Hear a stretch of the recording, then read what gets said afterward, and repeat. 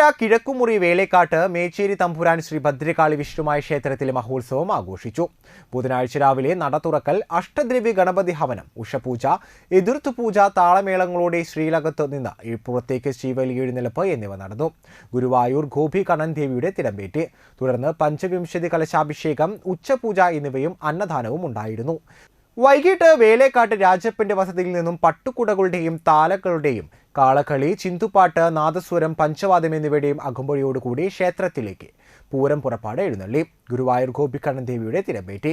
വൈകിട്ട് ദീപാരാധന, അത്താഴപൂജ, തായമ്പക, വള്ളിവട്ടം, ഹരിഹരതനയ അയ്യപ്പ ക്ഷേത്രത്തിന്റെ ഭജന എന്നിവ ഉണ്ടായിരുന്നു. മാനേജിംഗ് ട്രസ്റ്റി VR രാജപ്പൻ, ക്ഷേത്രം തന്ത്രി സന്തോഷ് CS, ക്ഷേത്ര മേൽശാന്തി സുധീഷ്, സിദ്ധൻ പറയങ്ങാട്ടിൽ എന്നിവർ നേതൃത്വം നൽകി.